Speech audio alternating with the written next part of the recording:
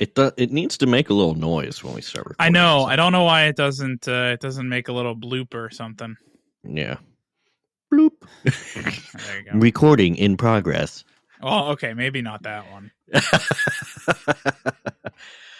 Welcome to Sense Noise Podcast about photography. I'm Andrew, joined as always by Arthur. Hello.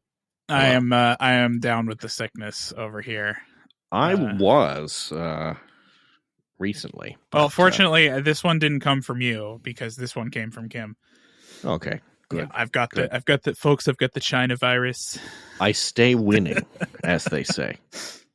Yeah. Yeah. She came back from China, immediately got a cold, and I went today. You know that feeling you get where you're like, you're not sick yet, but like, yeah, but you're feeling fatigued and something's not right.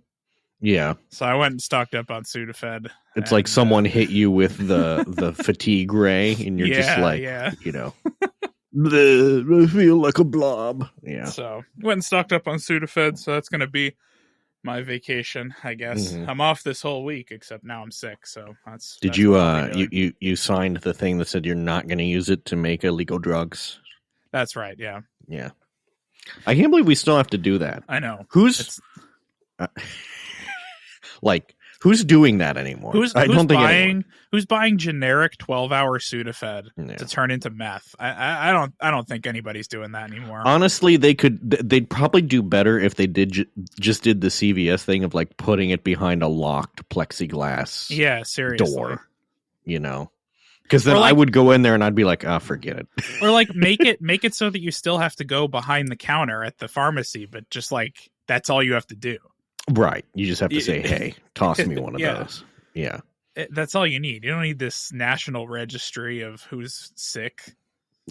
Right. Right? Just at the DEA, they're reviewing who's sick. who's got head colds. Got a very fine list of that. Well, I think it's funny too. This is now a pharmaceutical podcast that we replaced the Sudafed, the Sudafed that works with the Sudafed PE, which I know, right? I knew immediately did not work. You know, from the moment I took it. But now, you know, like whatever, has it been like 2 decades or something? It's been at least a decade since this whole thing, and now, you know, finally the FDA is like, it doesn't work. We should probably do away with it. Yeah, it's complete BS. It's not. Yeah, it's not real. Sudafed P doesn't do anything. Yeah. My question is like, what do they propose to like? They don't really have any like? What are we supposed to get instead? I guess just regular Sudafed. Like, yeah. Sudafed, Sudafed PE, the whole reason they introduced it is because regular Sudafed got moved behind the counter, and so now they needed something for people to buy. Yeah. And so they made this, which doesn't really work. But hey, you know. Wikipedia says, unlike pseudoephedrine, abuse of phenylephrine is very uncommon. That's because it doesn't work. It doesn't do anything. You could just, you know, eat them like candy. Nothing would happen.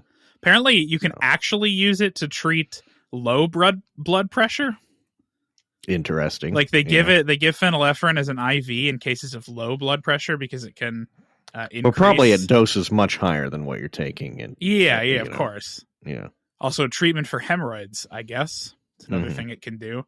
Nowhere on the Wikipedia does it say that it actually works on decongestant. So that's not really surprising. Yeah. Anyway. Yeah, I don't. I haven't bought that stuff in years. So you got some Sudafed. Did you get any you know, like a Advil or a Tylenol or whatnot? Listen, I got Tylenol. You got the whole stack. I got all that stuff. Tell me about your stack. The thing I don't have and won't take is the dextromethorphan. That stuff I cannot tolerate that at all. That's also a thing that I found. I don't think it really works for what it's supposed to do. I tell you what it does for me is it gives me hallucinations. So that's fun. Yeah, so I'm not taking that anymore ever. Yeah. So that means that all of the cough suppressant medicines, any like Mucinex type thing, which otherwise would be helpful, is right out, because all of them include that. Yeah, now. they blend it all in. You can't like, it's impossible to get one that doesn't have that in it. Mm-hmm. So I just suffer.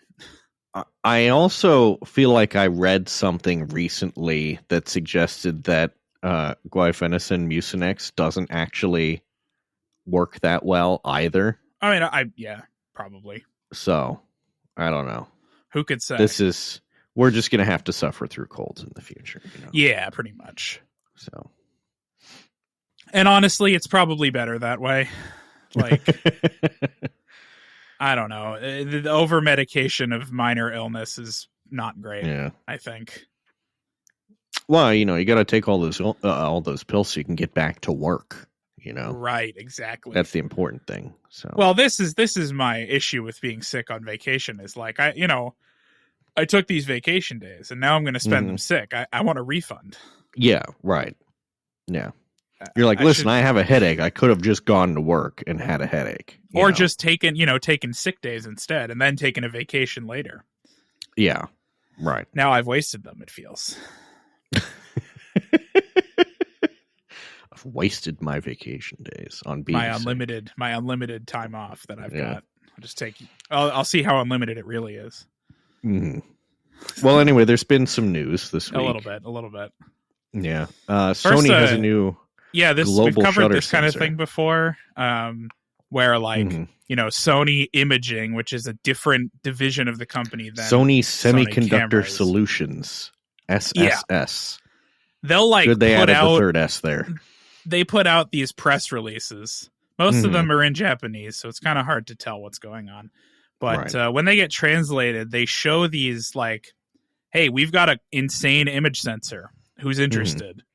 And in this case, it is a 24.5 megapixel global shutter sensor that can do 394 frames per second in 10-bit RAW recording.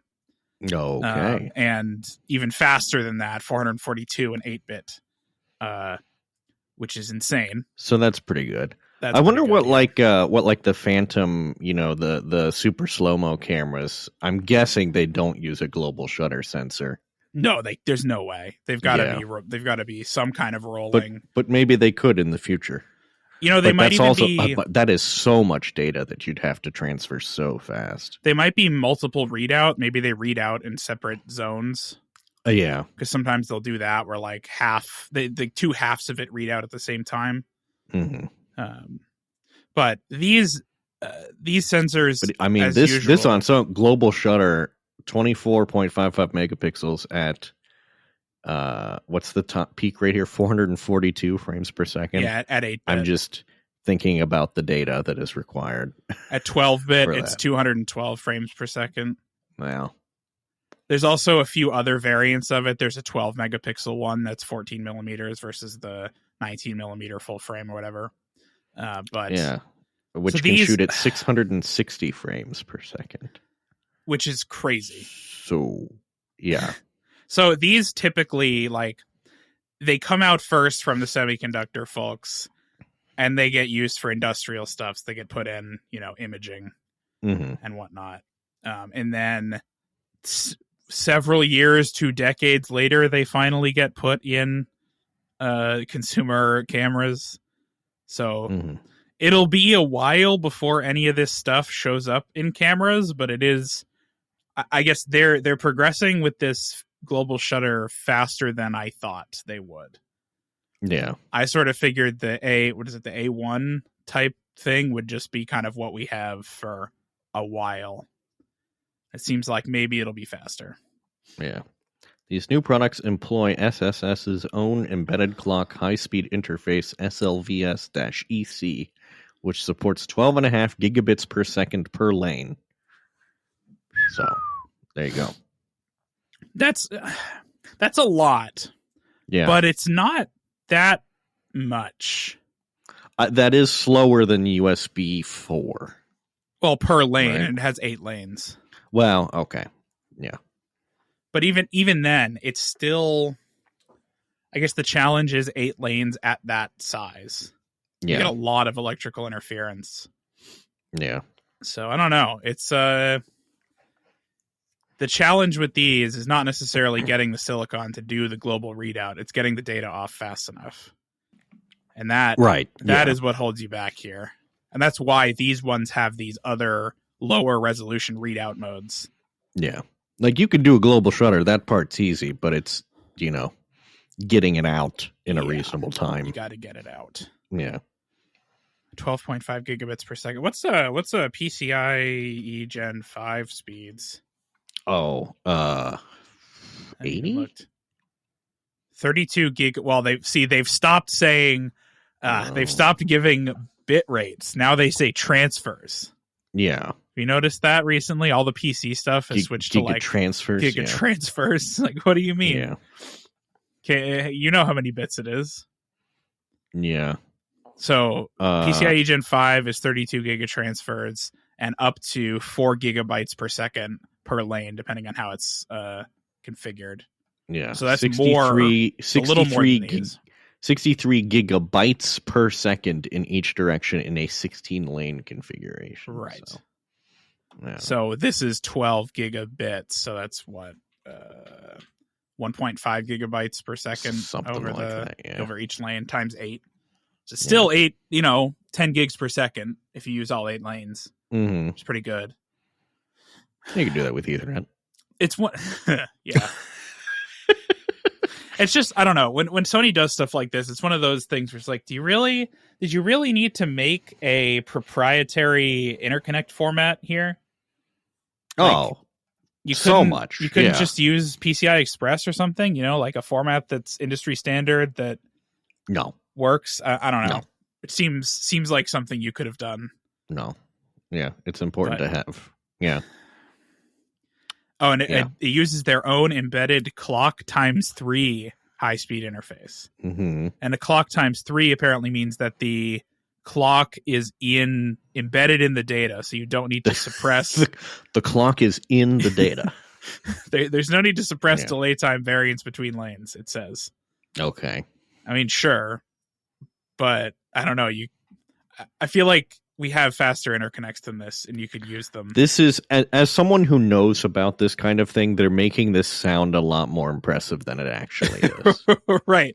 They have balanced micro coax traces on a PCB. Yeah. Congratulations. Like, oh wow, you can recover the clock from the data and not need a separate clock. That's amazing. We've been able to do that since the 1980s. Buddy, we've been doing I2C for a long time. Yeah. Anyway, there's also an article from DP Review that says the APS-C lens landscape has changed. Basically saying there are more APS-C lenses for Canon and Nikon than there were, several years ago.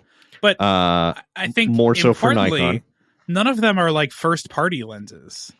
Yes, which is odd because even in the in the DSLR days, there were a lot of first-party Nikon lenses. Yeah, and now there's just like none.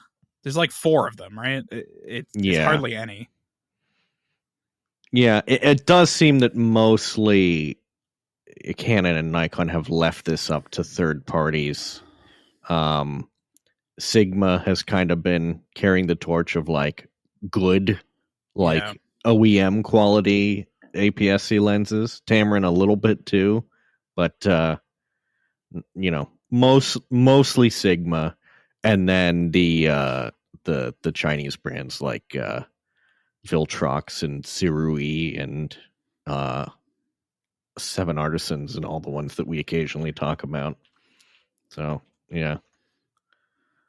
I wonder if the Nikon like abandoning that DX lenses is due to the fact that like there's no equivalent to the D7500 on the mirrorless line. Yeah, I mean you say that, but they did just release the Z52, so like clearly they care about it somewhat, right? But not enough to say that they're like like a flagship camera.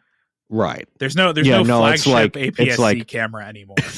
I feel like the Z52 is very much all right, cheapskate. Here's your dang camera. Right. Use this till you decide you want a real camera. Then you can step up. Yeah. Yeah.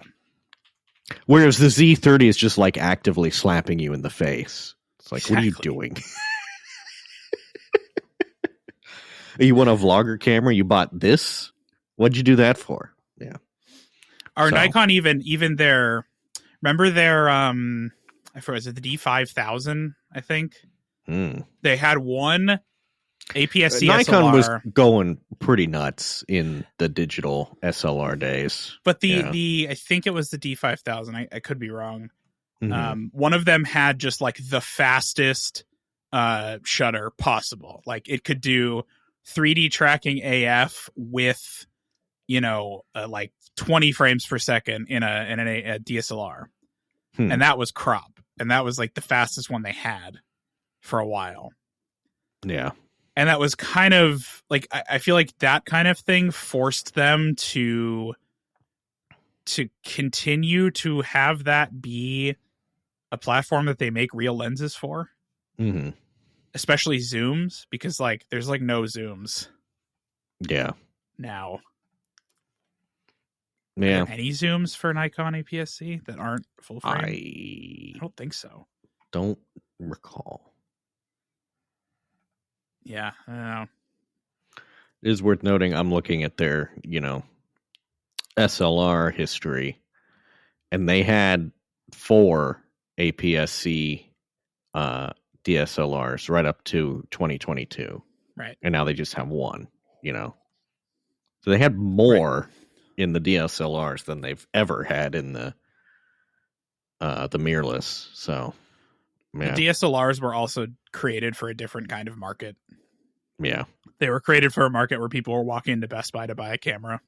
And so you needed a good, better, best that you could point them to, Yeah. So you got like the 3600, which was cheap, and then you could say, or you could step up to the 7500, or if you're really in it for the big games, you could get a D850 over here. Well, people now don't really you shop have that way anymore. Good is not the Z30, the ZFC. Yeah. Better is the Z50. Best is the Z52. I guess. Even then, no, best is the Z5, right? Yeah, that's true. You go to full frame for very little money now. Yeah, that's really the best at this point. That's true. Given that the Z52 starting at $909.95, the Z5 starting at $999.95. So I would get a Z5. Yeah. But the lenses are more expensive in general, so that's another trade-off you have to make. I don't know. I guess I was hoping that in this transition to mirrorless, we would just give up on these 2 different sensor sizes. There's not really a reason to do it, as Sony has proved with their tiny full frame cameras. You don't have to do this. And also Fuji has proven by the fact that they've never made a full frame mirrorless camera. They've only made crop or medium format. And they're doing great with their stuff, None of it's you don't have to have 2 different sensor sizes. Yeah. You could just have one. And especially Sony. I feel like Sony, what are you doing? Why do you have crop? What are you doing? Stop that. I feel like the 2 different sensor sizes thing, came about from a time when sensors were much, much more expensive than they are now, And now it's like, it's not that expensive to get a full frame sensor. So just, throw it in there. Right. And specifically, I think it was like yields, right? Yields were quite a bit lower. And so, it's more economical to try to get a bunch of smaller sensors out of a wafer. But now I don't feel like that's true anymore. Otherwise, they wouldn't be selling that Z5. Yeah, for we're pretty good at that now. Yeah. So I don't know.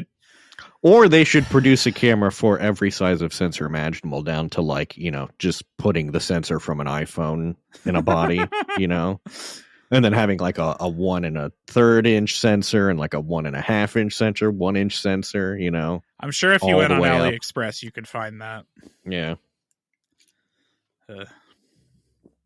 Yeah, I think that's what those Minolta, rebrand things are. Some news here from the film department.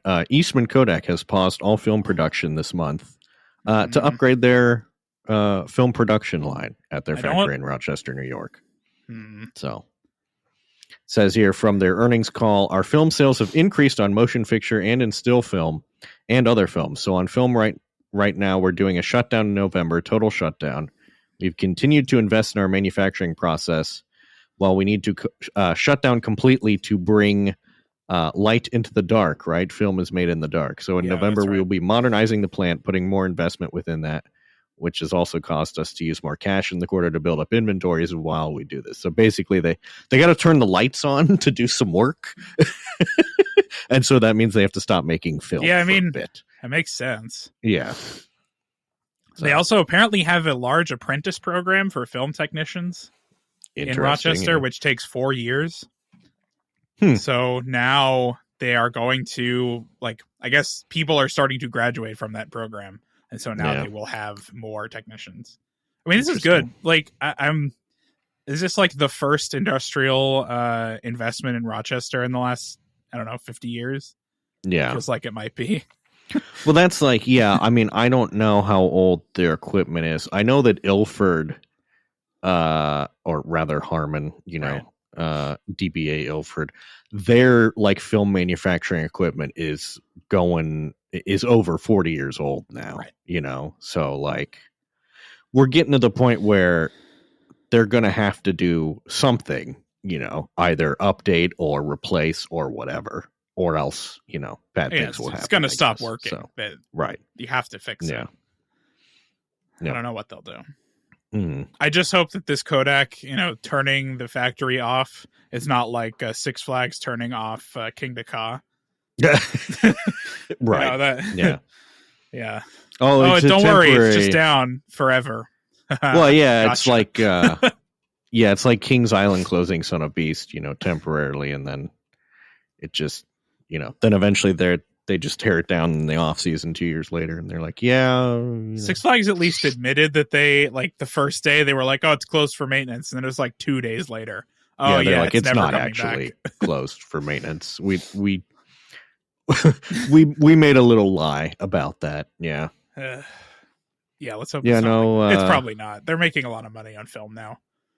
The Son of Beast was closed in May 2009. They kept it closed all season.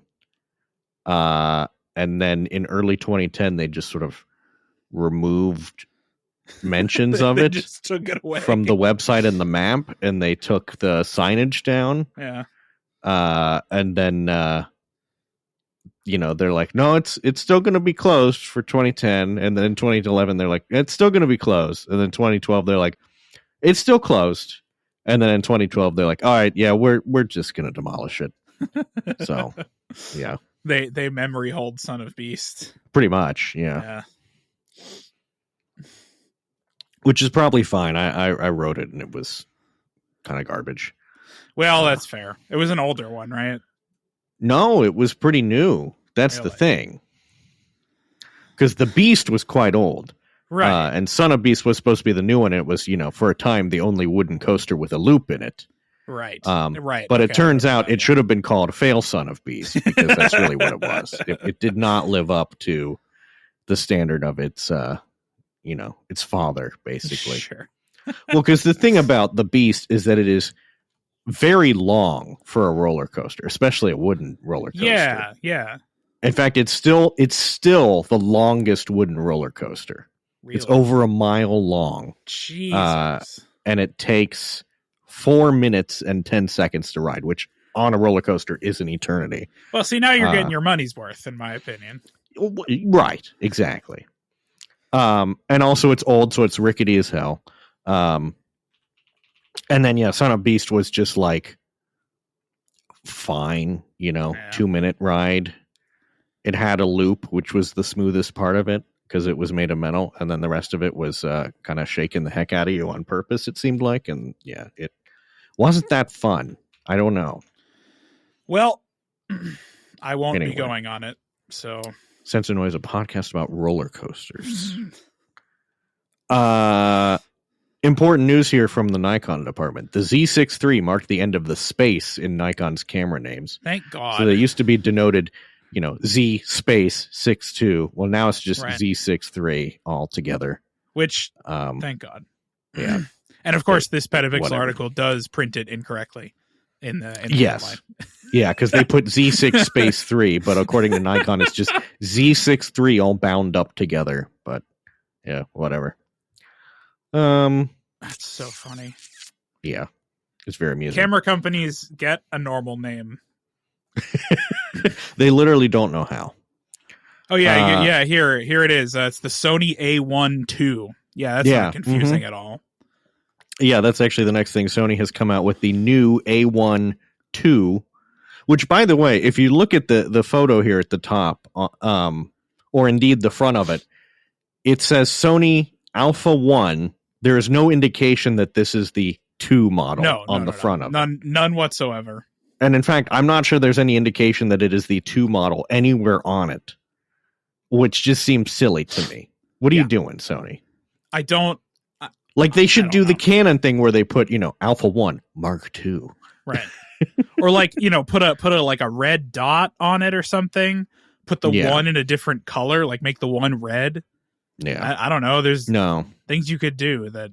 Well, apparently that is emblematic of what they did in making this camera, which is not a lot. Yeah. Well, you see, this one has AI, Andrew. So they put AI. It's got a dedicated AI processor. It has the exact same image sensor, the exact same image processor. They added a dedicated AI processor, but only for JPEGs. Yeah. So if you use RAW, it is exactly the same. They did upgrade the in-body image stabilization, which now offers 8.5 stops of stabilization. That's too many. Yeah, isn't that just like all of them, basically? Yeah.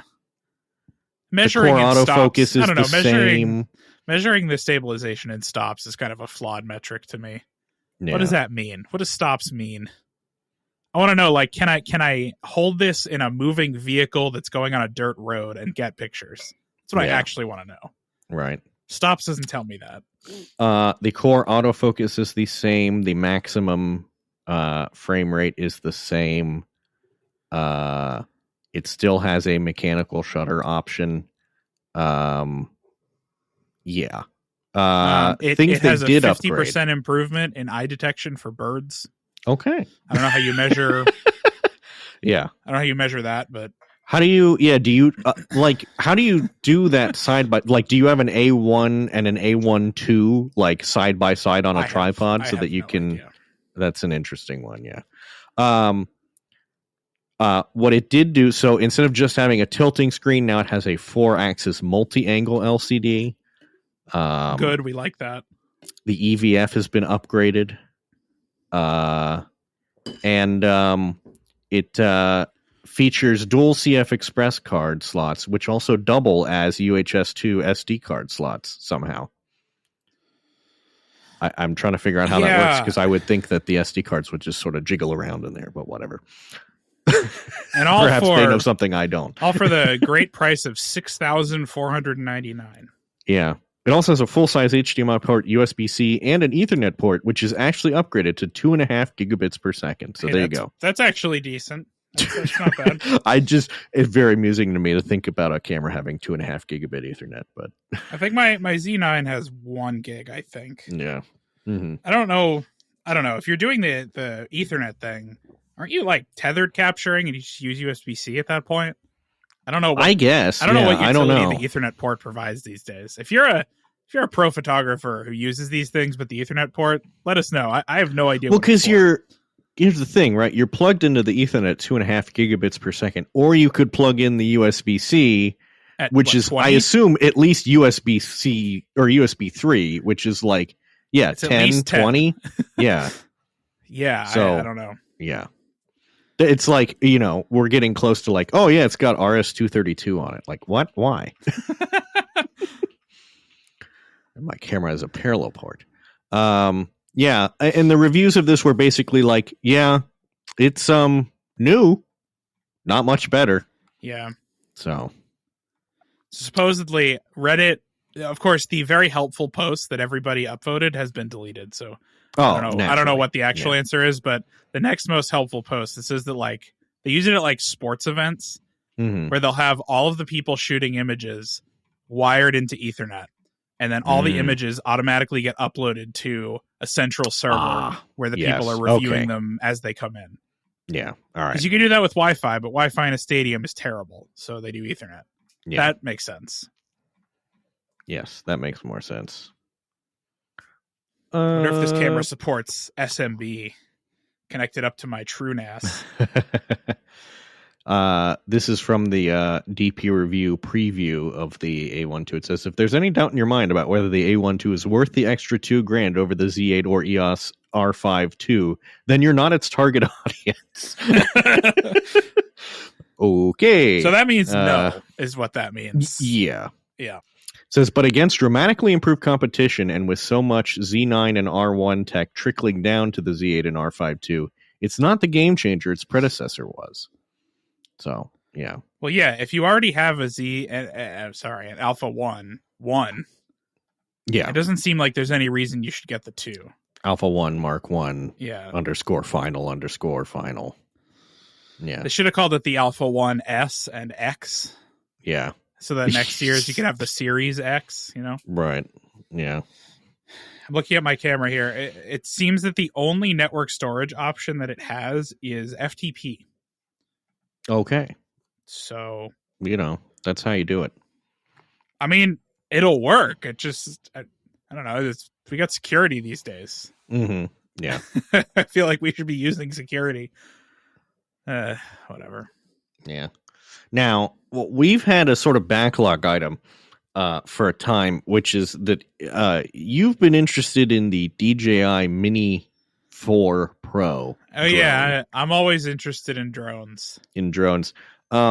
DJI has come out with a new drone recently, which is very, very small. And I actually, at a recent photo walk, there were 2 folks there who had them. And they're pretty cool. I gotta be honest with you. What? And this is specifically Hover the Air X1. Oh, that's the old one. Yes, this is the DJI Neo. What this thing is very small, like palm of your hand sized. But the image quality is great. It's smart enough to like follow you around, and you can control it with gestures, which mostly work. Full propeller guards, that's nice. Yeah, I mean, this thing is great. It's also like it's so light that like honestly, like if you dropped it on the ground, it would not really break because it's not heavy enough to break. You know, it's got face tuning built in. You know, that's important. Right. What do they want for this? I think it's not very much. Looks like it's like $200. $200, $300. Yeah. So for $289, you get the DJI Neo drone combo. And I don't want that. Okay. I want the one with the remote. Yeah. Oh, that one's out of stock. But let's see. I'm on the DJI store. Where's the Neo? It's all out of stock on B&H apparently. The DJI Neo no remote control is $200. If you get the Neo combo, no remote control. No, but I want the remote.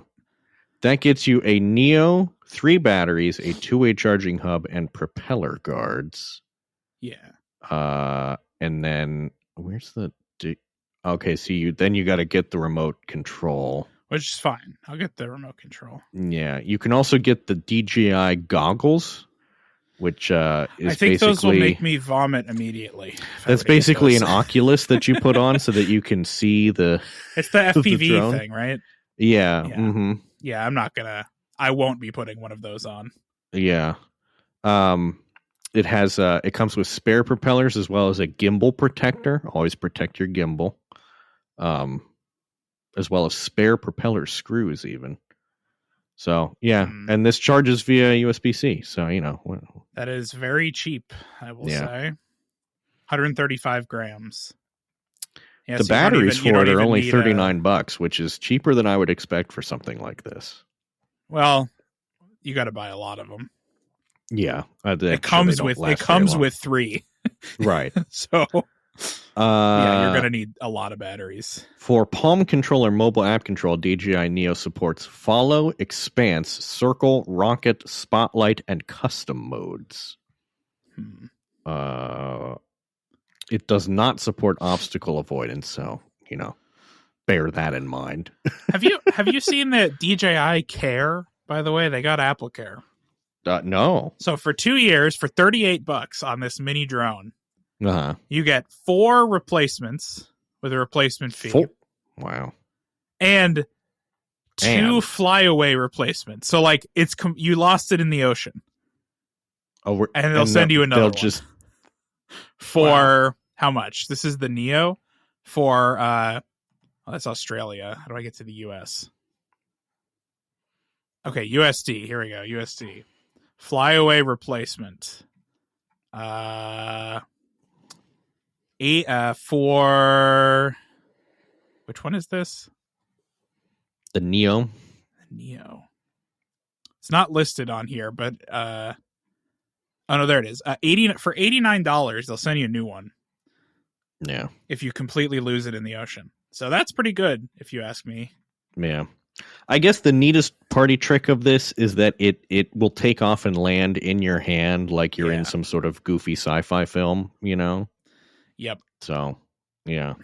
So what this RCN3 controller, that's the one you want. Level 4 wind resistance. I don't know what the levels are, but it has, level 4 wind resistance. So. Well, if any of you are interested in this, you better get it soon because, yeah, they're going to be banned soon. Whatnot. So, yeah. So get in there. Did you know there's different versions of the DJI goggles? My goodness. Yeah, and they have like 8 different controllers too. Yeah, this is like they make too much stuff, frankly. It's too complicated. Okay, level 4 is 13 to 18 mile per hour wind. Okay, I feel like that's not that much. Not a lot. But for something that small, it's not bad. Right. It goes up to level 12, which is a category 1 hurricane. Okay. Yeah. Did you know DJI makes their own like battery solar generator things now too? Of course they do. Yeah. And they're probably, the same as the any EcoFlow company ones. just focus on doing like one thing well anymore? I guess not. No. We can't do that. Yeah. We got to make everything. Yeah. We got to make cameras. We got to make drones. We got to make home batteries, solar panels. Yeah. We got to make everything. Come on. That's just how it is. Yeah. Yeah, my bad, I guess, for thinking that you should just focus on a single thing that you're competent at. Speaking of things we're competent at, you came out to my photo shoot. I did. All the way. I came all the way to Ohio, which is a place I've been only in passing before. Yeah. You've flown over it plenty of times. And also, I mean, you did remark that because I think you saw just how many contrails there are in our sky from people flying over. Yeah, it was a little ridiculous. I'm driving down the highway, and it's a big open field on both sides, and it's just contrails. The whole sky is covered in contrails.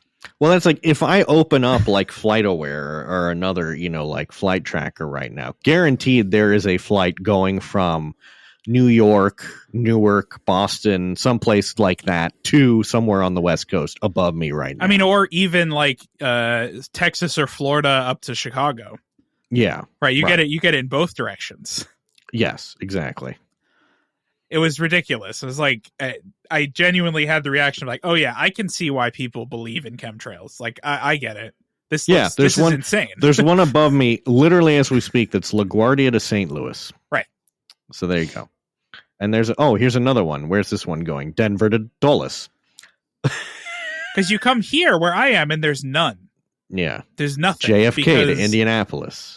All the planes here are low enough that like you can see the planes where I am because they're either landing in SF or in San Jose when they're Kansas City to Baltimore.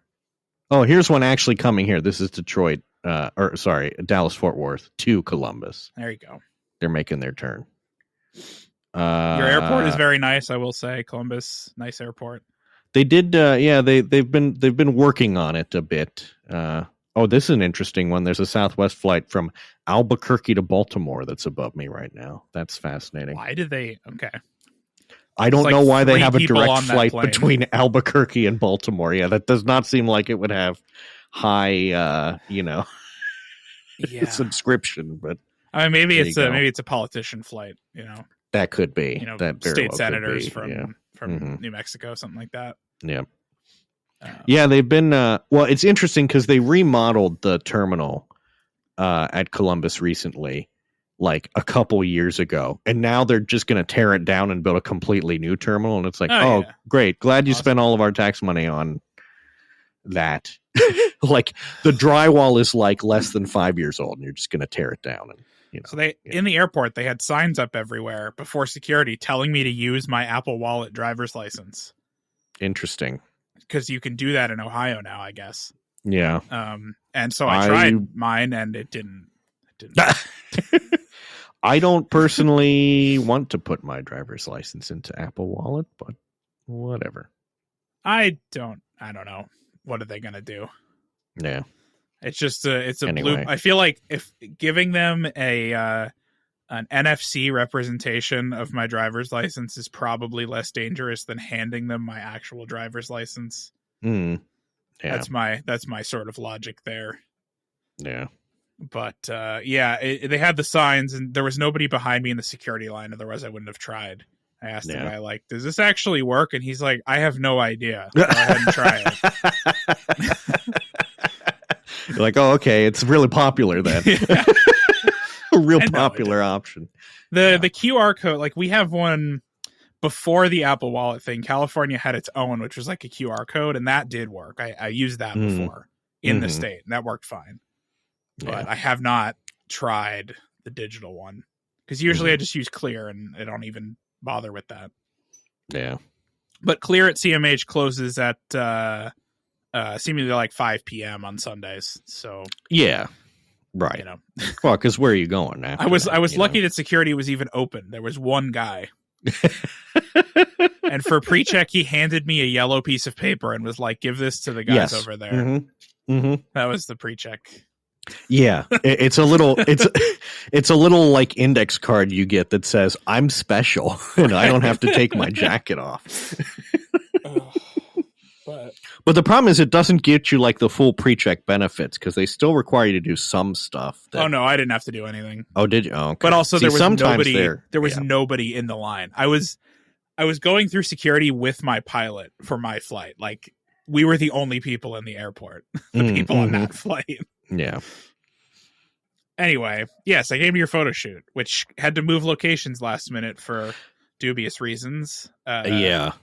Some sort of unspecified maintenance issue at the original venue. But sometimes it just happens that you have to, on a whim, move all the furniture out of your venue. Yeah. It just happens. You do be doing that sometimes. Anyway, I think it turned out okay. We went to a place that we had not been before, which is basically someone bought a house and then turned it into a studio. So each room has like a little set, which they were all pretty normal, except for this one had the Dolly room, which was done up that was weird in like Dolly Parton, like country and Western stuff. Yep. Very strange. I don't know what was up with that. There's like guitars on the wall, banjos on the wall. Yeah. Books about Dolly Parton, a bunch of like books cowboy hats Swift. On the wall. Yeah. I don't know what I don't know. We had fun with it anyway. Yeah. Yeah. What'd you think, having not been to something like this before? I felt weird at first, and I think I still did even at the end because it's like you have like you guys you have models that come to these. We do and pose for people, and that was odd that they're just like sitting around and posing, and you just take pictures. I don't know. That was weird. It's not something I've done before. Yeah, very strange to me, but not like bad, just odd. Oh yeah, it is. I mean, yeah, that was. I think when I went to my first photo walk, I didn't realize that there would be like models there. Yeah. But it's kind of nice because it gives, if you're like me, and I guess you know, like, it gives you something to shoot at. Yes. You don't have to think about it too much, you know. Yeah. It's like, okay, I know I can sort of follow the leader here, you know. And the thing that it made me realize, though, is that I need to learn posing. I don't know anything about posing people, and that is something I need to. I'm still very bad at that. Yeah, it's a challenge. Yeah, and we are blessed, I would say, with models who sort of know how to do that without much direction. Yeah, but yeah. I mean, I don't know. I'm still bad at it, so I got to figure that out, because I've realized that, you know, looking through most of my pictures on my, like, in my portfolio, most of them are candids, or, you know, wildlife or things that don't move.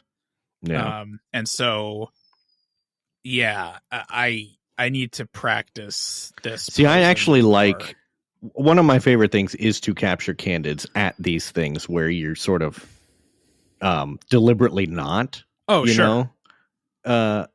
You know, the whole point is that it's like posed photos, but I love capturing the candids anyway, because some of the best photos I've taken at those things have been, you know, candid photos. But definitely. Yeah. But yeah, you shared your gallery with me. I shared it with everyone else, and the response was very positive. Oh, that's everyone nice to hear. Was very yeah.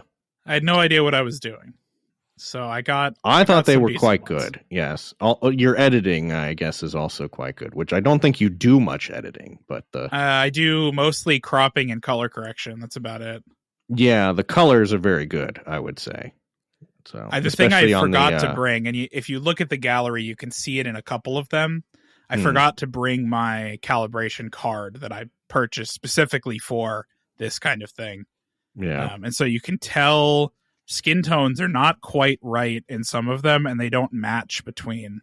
That bothers me, but I'm not really sure what I could do. Color calibration card, but I don't really know what to do with it. I need to learn. There's a thing you can do in Lightroom. There's plugins, but there's some native things where you can, like, you're supposed to take pictures of it in each of the different lighting areas, right? And then you tell Lightroom to, like, use, like, here's my gray target and here's my white target.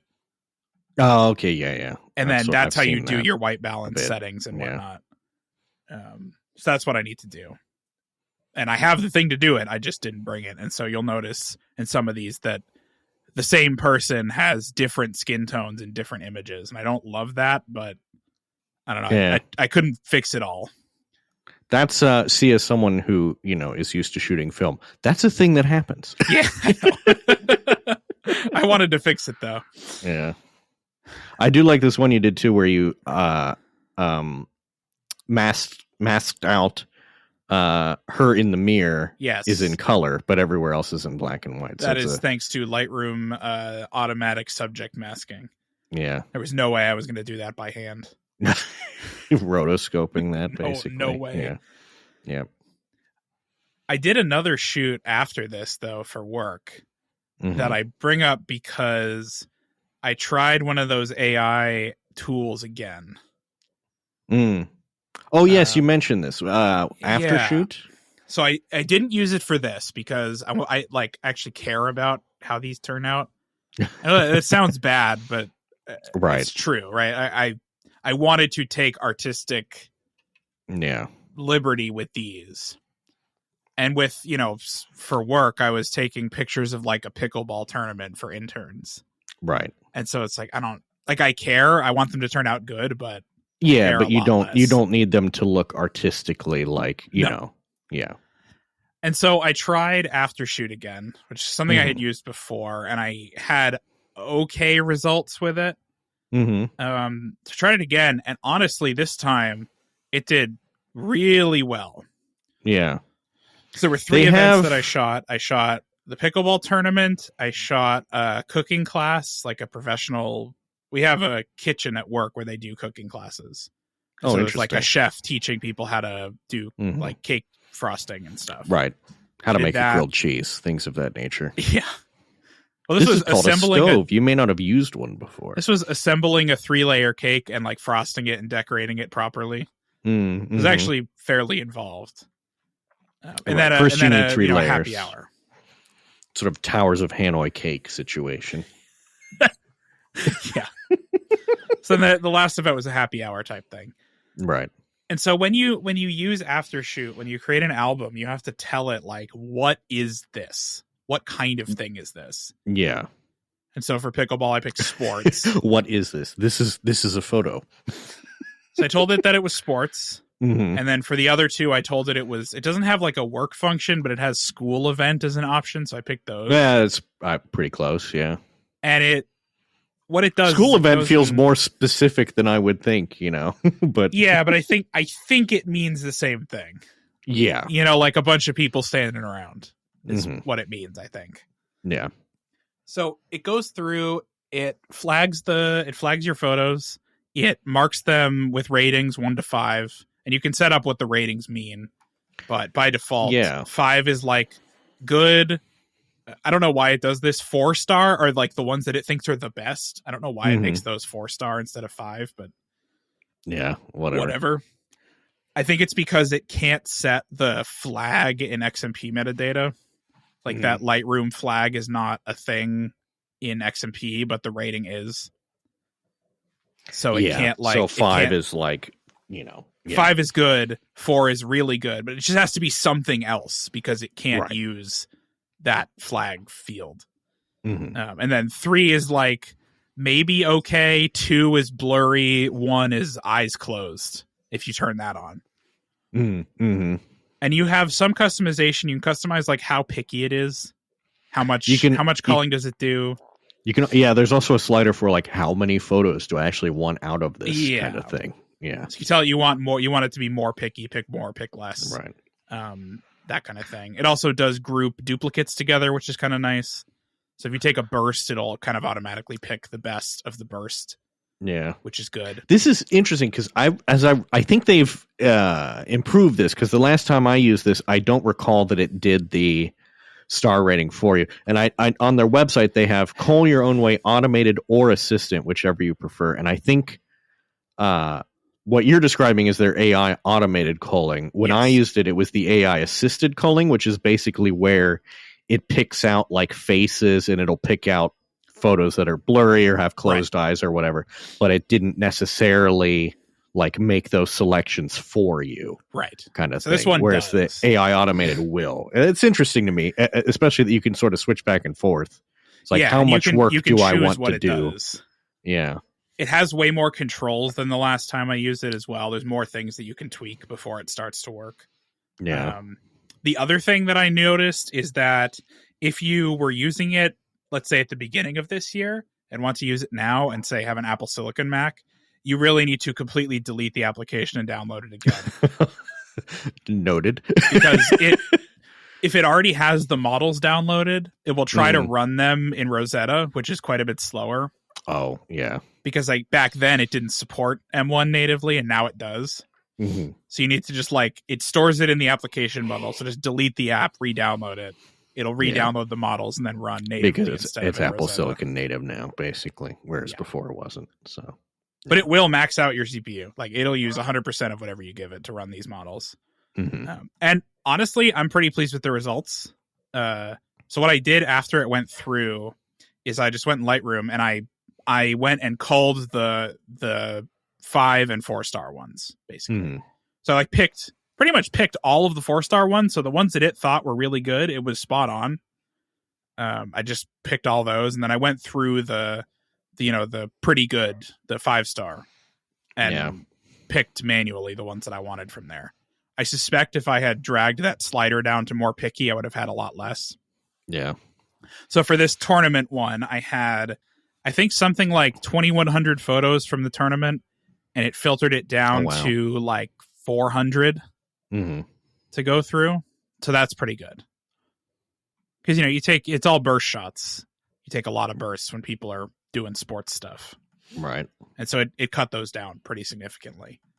And I was pretty pleased. It definitely saved me like a lot of time going through them. Yeah. I might have to I might have to try this because I've been very lazy and I haven't edited my digital photos from the Photoshoot. Oh, yeah. That we did. It's worth a try. Right now they have a deal. It's like $96 for a year for just the culling, which is what I did. I think that's worth it. Yeah, that's not terrible. What I will say, though, is the actual workflow is kind of, well, it depends on how you're shooting. Okay. If you're shooting raw, it's very annoying.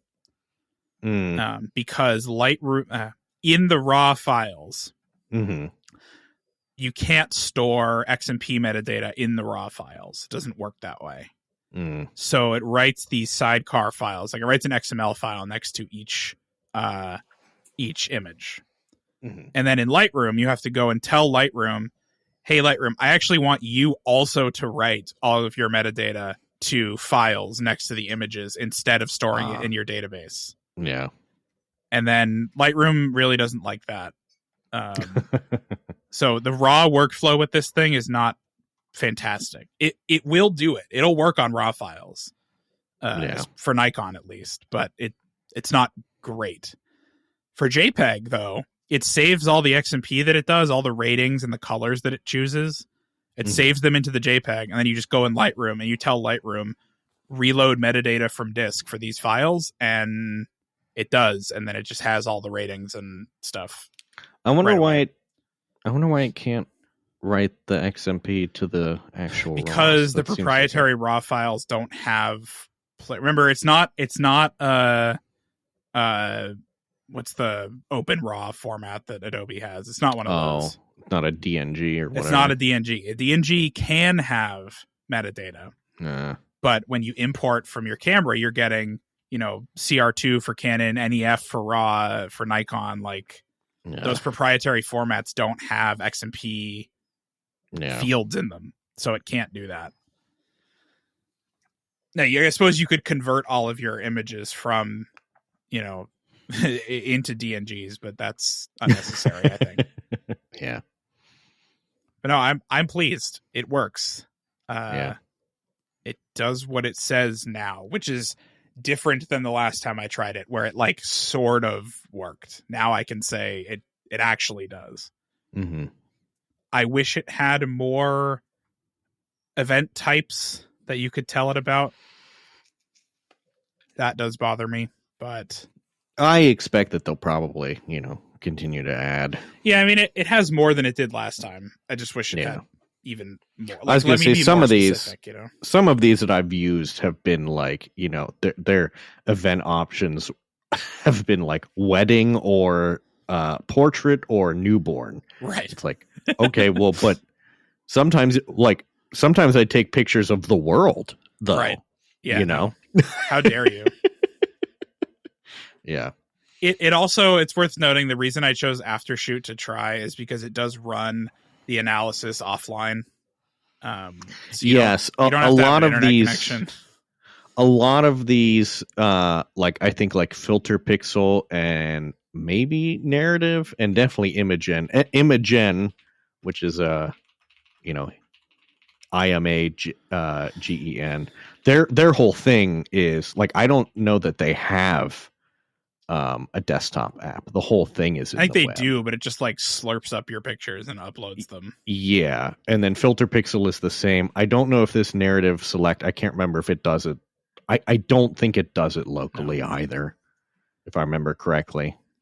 And that's this is why I think Aftershoot can be actually affordable, because it's using your computer's horsepower to do it. Yeah, they're not spending thousands of dollars on cloud compute to do it. Because it turns out modern computers can crunch this stuff. Especially Macs, pretty easily. Yeah. I am curious about the AI editing, but not enough to pay for it. Yeah, I noticed that too. They have AI, they have Aftershoot Edits, professional AI editing assistant, and then they have Aftershoot Retouch. Coming this November, free during beta. Oh, here you go. Yeah. You could try that one. Yeah, I'm not. Select, edit, and retouch all without leaving Aftershoot with one unlimited subscription. Interesting. Yeah, I don't care. So that's things like blemish removal and whatnot. But I don't do that. That stuff. No. You don't like to make people's faces look like, concerningly smooth. I have never seen anything but complaints from retouching somebody's photo. Nobody actually likes how it ends up looking. Yeah. I will say the only retouching I do, which men, you should know about this. If you take a photo of a lady and she has lipstick on her teeth, you should edit that out and not say anything about it. Just remember that. You should always do that. Because that other guys won't notice, but it will ruin the photo. Yeah. So other men never notice that, but the women do, and then they'll never post it on Instagram. So this is pretty neat too. Double check. Aftershoot also compatible with Lightroom Classic, Capture One, Photoshop. So for their edits product, it can import your catalog directly and work out of your catalog. Whereas the Selects doesn't really do that, but it also doesn't really have to. Yeah. It does look like the AI editing stuff. It says you have to upload, so that may not be done. What the AI editing is doing, and the reason that it's curious to me, is it imports your images and is supposed to learn from them. Okay. So it's training a model to edit like you do. Like your inputs influence the model, which is why it's uploading them. Yeah. Because you definitely don't have enough RAM to do it. Yeah. It has the thing that I'm not sure, and the reason I haven't tried it is because you need to upload thousands of pictures to it for it to be good. Yes, this is something that I don't have. Imagen was the first one of these that I had heard of, and in order to train it on your personal AI profile, you need at least 3,000 edited photos. Yeah. Now you can do a light profile, but to really get the good thing, you need 3,000 photos, and that makes sense. I get it. It's just, I don't know if I have that many edited photos. Yeah. I don't think I do, especially not, I think it's intended if you're a wedding photographer, you'll upload 10,000 wedding shots to get a specific wedding profile. And then you also upload 10,000 reception photos to get a reception profile. I don't have that. Yeah. Obviously. There is also one of the big differences here with both Aftershoot and Narrative versus something like Imagen is that Aftershoot, Narrative are both a flat monthly fee. Right. Imagen is a pay per photo sort of thing. And so that can add up, if you've got and they do have annual plans, but they're based on number of photos that you take per year, starting at 18,000 per year, going up to 72,000. And that's how you can tell they're running everything on their infra and not on yours. Yes, they even have an enterprise plan. If you take more than 100,000 photos per year, you can. I feel like you can kind of tell who that's aimed at, which is not Justin's. Either of us. Justin's I forget what the other one is, the vultures that come and take high school pictures. Oh yeah, aimed at the Life Touch. Those guys. Yeah, it is funny. On the Aftershoot page, it's our customers.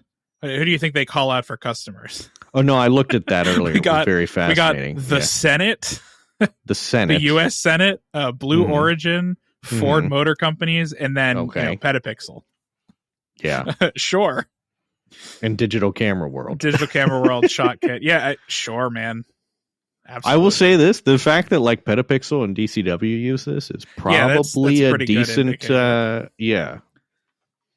do really think the Senate is hilarious. I'm guessing it's one senator that has a subscription. Yeah, maybe. Right? Yeah. They're the Senate uses it. Right. Yeah, we can put that down. That counts. Yeah. Yeah, I think I might try this again. Yeah, give it a shot. It definitely worked for me. Yeah. I like I said, though, I'm not going to use it for everything, but I will definitely use it, especially for sports. There are sports things that I shot last year that I never edited because it was like 4,000 images, and I'm like, yeah. I'm never getting to this. But maybe I'll just run it through this thing and see what it thinks. Mm-hmm. Yep. It's the holiday time. It sure is. Once again, which means it's time to talk about gift ideas.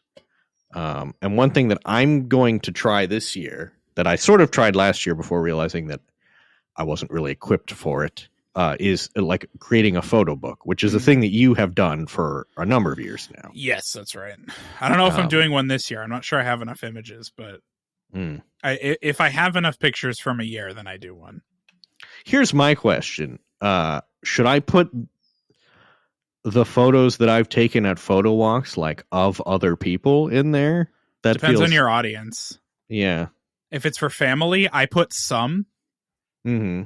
Like it's mostly pictures of like us, but I also will put in some artistic ones that I've taken. Yeah. Well, that's just, that's most of the photos that I have, So this is, I guess, going to be a photo book, like in the sort of coffee table. And that's fine sense. Too. It's a different thing.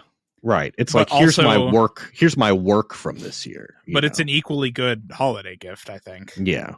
Right. It's just a different, and I know it's a different that, style. Yeah. I know that like my mom is, would like it. So like I could totally make one of let's see, orca, whale, and airplane images. Mm-hmm. I could fill 1,000 pages with that. Yeah. But does anyone in my family care about that? Iffy. And there are I don't know. There are a number of tools, services, etc. that one can use to make photo books. The one that you like, as I recall, is Mimeo Photos, which is Mimeo. Mac only. Sure is. Yeah. Well, no, that's not true. They have a web that you can do it on their website. Do they? Too. Yeah. Yeah. But it's pretty well integrated with the Apple Photos app, which is nice. Yes.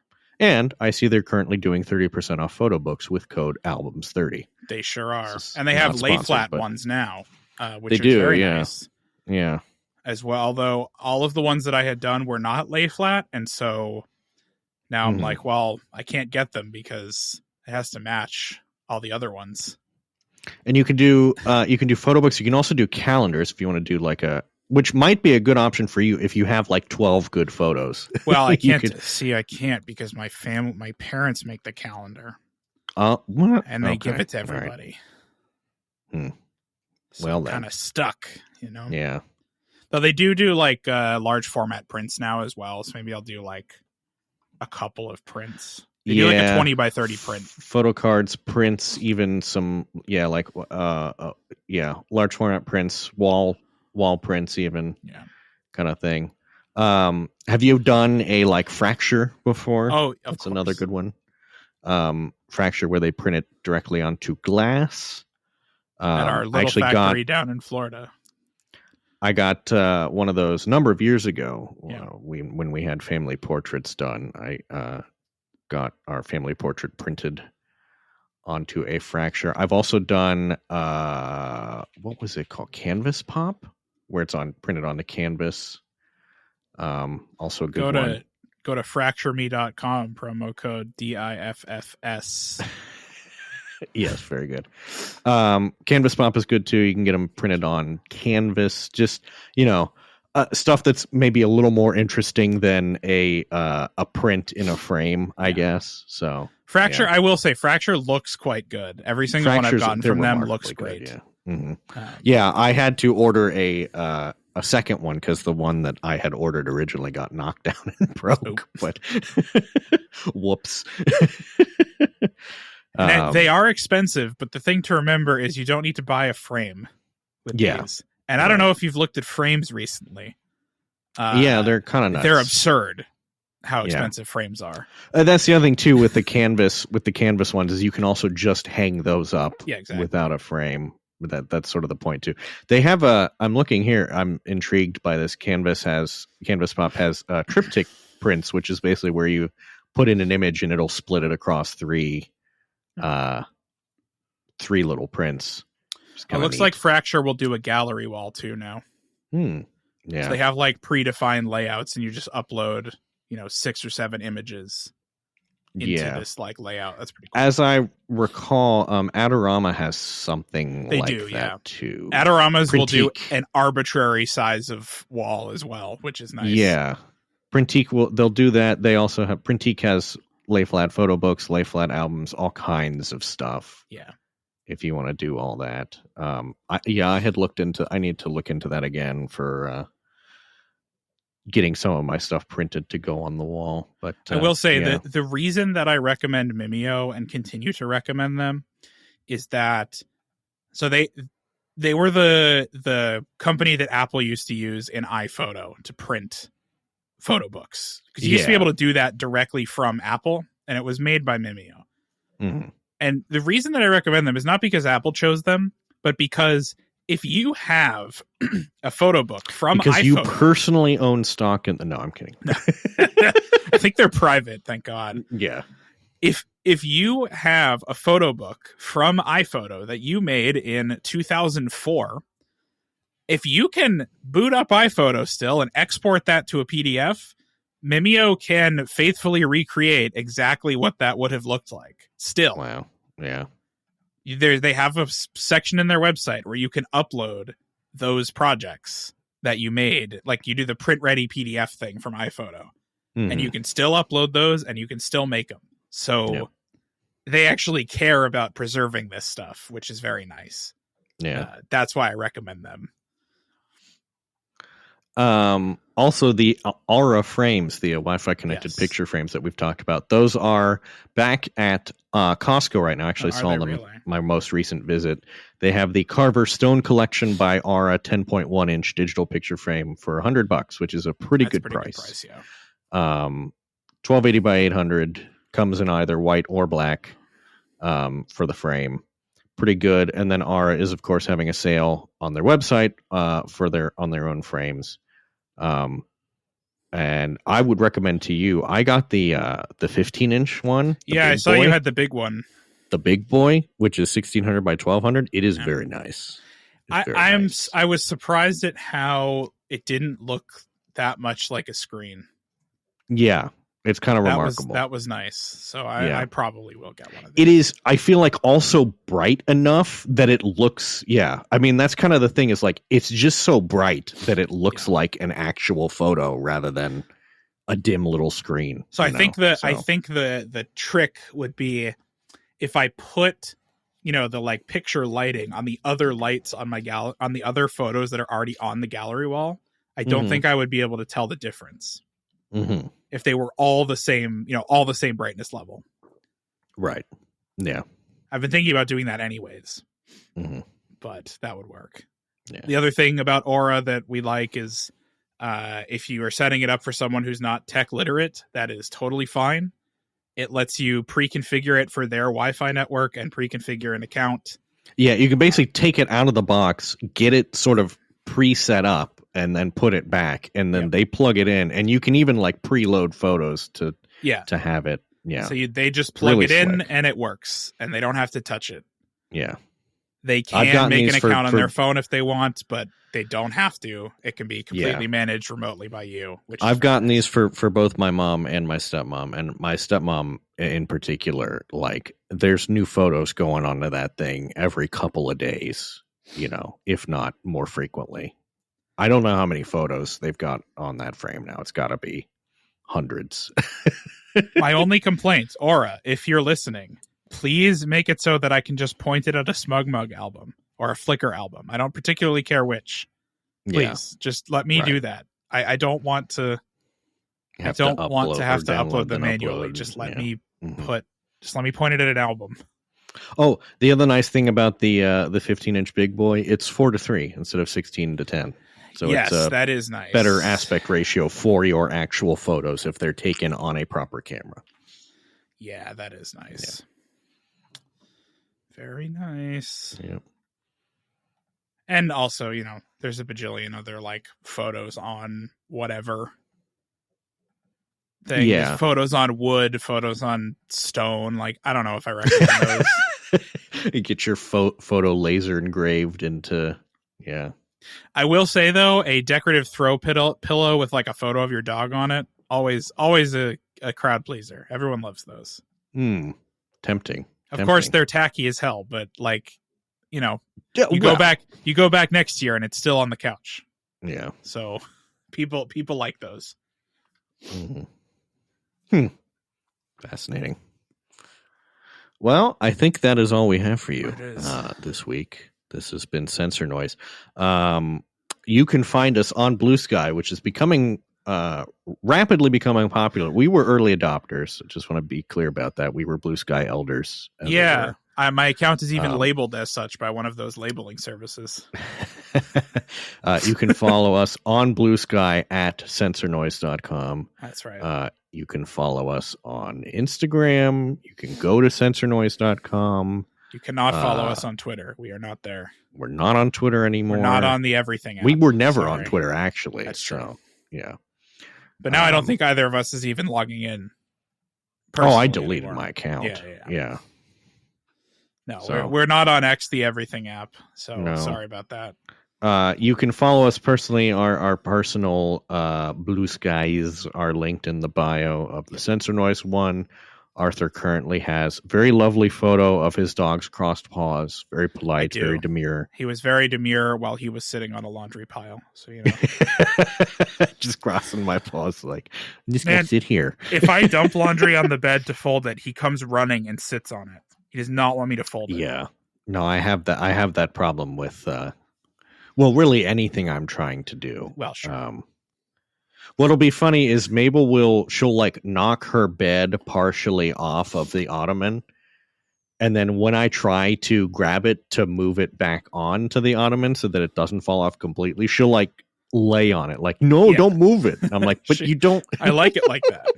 Yeah. I'm like, no, you don't. Because you lay in it, then you fall over. Dogs are silly. You met Mabel too. I did. She's an absolute maniac. She's a crazy dog. Yes. She's very sweet, but also absolutely insane. She's crazy. She's currently making noise because she wants us to be done with the podcast already. All right, Mabel, I'll indulge you.